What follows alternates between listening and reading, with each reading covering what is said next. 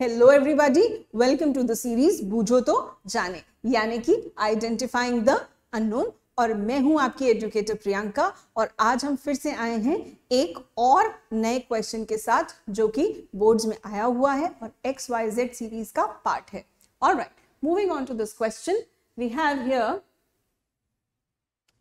a shining metal M on burning gives a dazzling white flame। अब dazzling white flame कौन देता है, हमें उससे आइडेंटिफाई करना है ये मेटल कौन सा है, किसका कैरेक्टरिस्टिक कलर है, फ्लेम कलर है dazzling white light।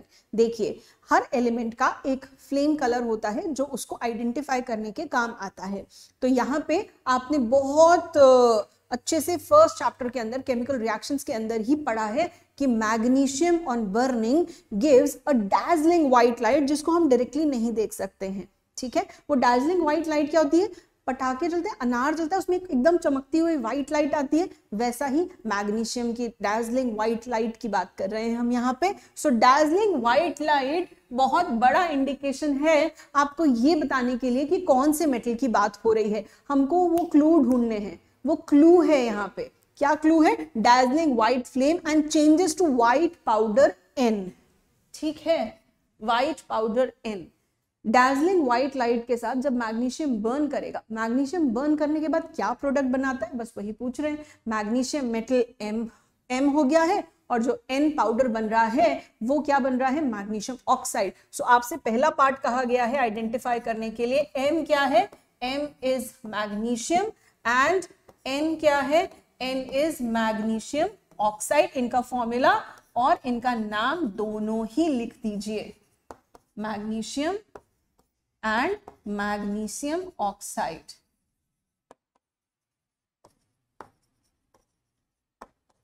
ठीक है, CBSE 2020 में आया हुआ क्वेश्चन है। आगे बढ़ते हैं। Represent the above reaction in the form of a balanced chemical equation.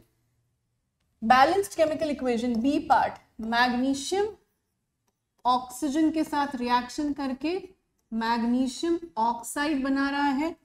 So here 2 and 2 balances the equation, solid gas, ये बर्निंग एंड इधर भी सॉलिड, इसका कलर है व्हाइट।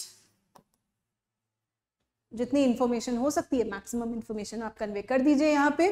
फिर नेक्स्ट पार्ट में क्या पूछ रहा है, डज M अंडरगो ऑक्सीडेशन और रिडक्शन इन दिस रिएक्शन। चलिए, पूरा चैप्टर ही पूछ लिया, शुरू से लेके आखिर तक पूछ लिया। थर्ड पार्ट कह रहा है जस्टिफाई, जस्टिफाई भी है उसमें, do not overlook that part. तो सी पार्ट में पूछ रहा है डज मैग्नीशियम अंडरगो ऑक्सीडेशन और रिडक्शन। देखिए, यहां तो सीधे सीधे दिख रहा है कि जैसे ही रिएक्शन हो रही है magnesium is adding oxygen, magnesium में ऑक्सीजन का एडिशन हो रहा है, इसलिए मैग्नीशियम का ऑक्सीडेशन हो रहा है। ठीक है, सो मैग्नीशियम इज अंडरगोइंग ऑक्सीडेशन। ठीक है, and oxygen is undergoing reduction. ठीक है, ऑलराइट। तो यहां पे आपको रीजन भी देना है क्योंकि उन्होंने पूछा है justify. So magnesium is undergoing oxidation. अब देखिए, यहां पे बच्चे अलग अलग तरीके से लिखे आते हैं, magnesium oxide is undergoing oxidation, no it is magnesium. आपसे बात किसकी गई थी, मैग्नीशियम यूज किया था ना। रिएक्टेंट क्या है, रिएक्टेंट पे ही तो चेंज हो रहा है, तो आप रिएक्टेंट का नाम लिख के आइए, ना कि मैग्नीशियम ऑक्साइड का। ठीक है, तो magnesium is undergoing oxidation. What is the reason, justify आपसे पूछा गया, एक पार्ट ये हो गया, और जस्टिफाई आपसे पूछा गया व्हाई, बिकॉज मैग्नीशियम, बिकॉज इधर आप लिखिए कि ऑक्सीडेशन